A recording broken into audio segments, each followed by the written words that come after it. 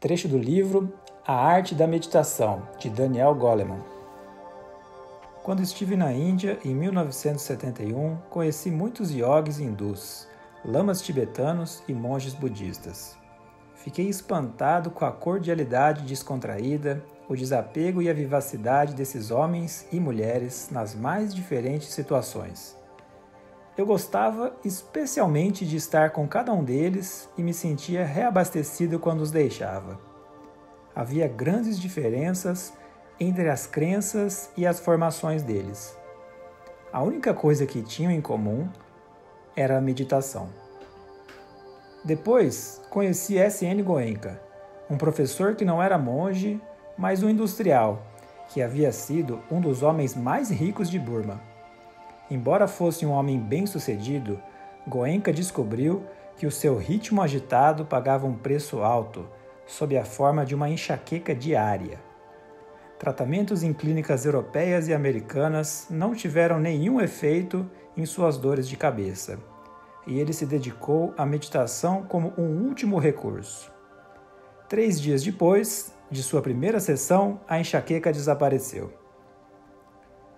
Nos anos 1960, houve um golpe militar em Burma e o novo governo socialista confiscou todas as posses de Goenka, deixando-o praticamente sem nada. Ele migrou para a Índia, onde lançou mão de suas antigas ligações comerciais e familiares para iniciar um novo negócio. Enquanto sua nova empresa se firmava, ele viajava por toda a Índia, dando cursos de meditação com duração de 10 dias. Alguma reserva de energia permitia que ele fosse, ao mesmo tempo, um professor de meditação e um competente homem de negócios. O seu exemplo me ajudou a perceber que não é preciso ser monge para meditar.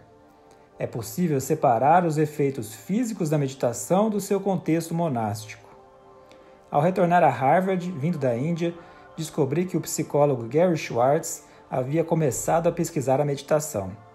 Ele percebera que aqueles que meditavam regularmente apresentavam um nível diário de ansiedade muito menor do que os que não meditavam. Tinham muito menos problemas psicológicos ou psicossomáticos, como resfriados, dor de cabeça e insônia. A minha experiência pessoal e essas descobertas científicas sugeriram que as pessoas que meditam são capazes de resistir aos golpes da vida e lidar muito bem com o estresse diário, sofrendo menores consequências diante deles. Com Schwartz, como orientador da minha tese, planejei um estudo para descobrir que modo a prática de meditação ajuda a pessoa a enfrentar o estresse. Eu tinha 2 grupos de voluntários trabalhando comigo no laboratório de psicologia. Um grupo era formado por professores de meditação, todos eles meditando há pelo menos 2 anos. O outro grupo era de pessoas interessadas em meditação, mas que ainda não tinham começado a meditar. Uma vez no laboratório, pedia-se que cada voluntário ficasse sentado em silêncio e relaxasse, ou meditasse. Eu ensinava aos que não meditavam como fazê-lo.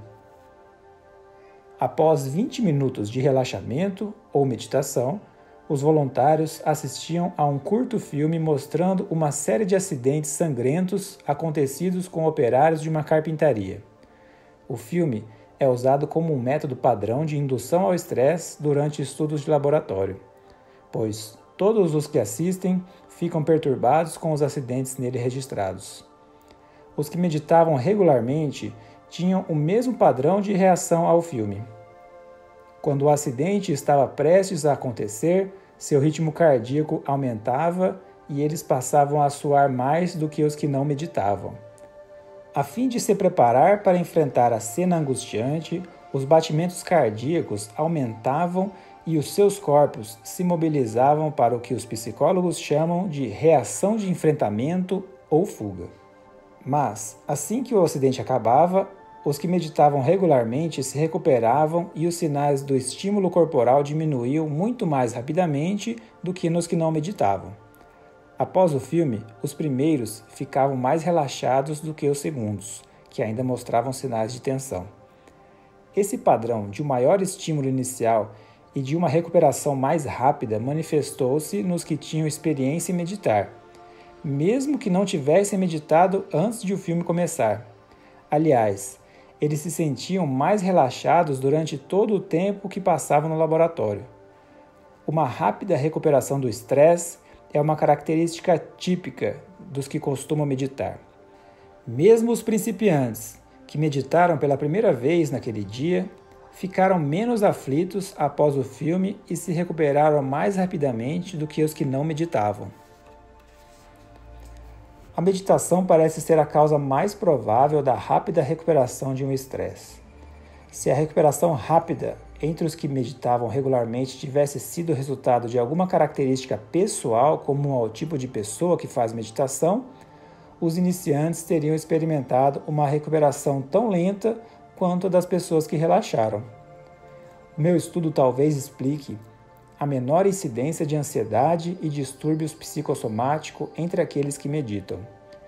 Pessoas cronicamente ansiosas ou com problemas psicossomáticos possuem um padrão específico de reação ao estresse.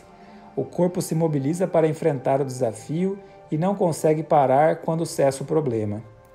A tensão inicial é necessária, pois permite que a pessoa concentre sua energia e percepção para lidar com uma ameaça em potencial. Mas, passado o perigo, o corpo deveria relaxar, recuperando as energias gastas e reunindo forças para enfrentar o próximo estresse. Uma pessoa ansiosa enfrenta os acontecimentos normais da vida como se eles fossem crises. Cada pequeno acontecimento aumenta a tensão, e essa tensão, por sua vez, transforma o acontecimento normal seguinte, um prazo, uma entrevista, uma consulta médica, em uma ameaça. Porque, como o corpo de uma pessoa ansiosa permanece mobilizado após ter transcorrido um acontecimento mobilizante, ela fica com menos defesa contra a ameaça seguinte. Se voltasse ao estado de relaxamento, essa pessoa transporia mais facilmente o segundo acontecimento. A pessoa que medita regularmente lida com o estresse de modo a romper a espiral da reação de enfrentamento ou fuga. Ela relaxa com muito mais frequência do que a que não medita, após um desafio ter sido superado. Isso faz com que seja improvável que ela encare como nocivas ocorrências inocentes. Ela percebe a ameaça com mais exatidão e reage com a mobilização somente quando necessário.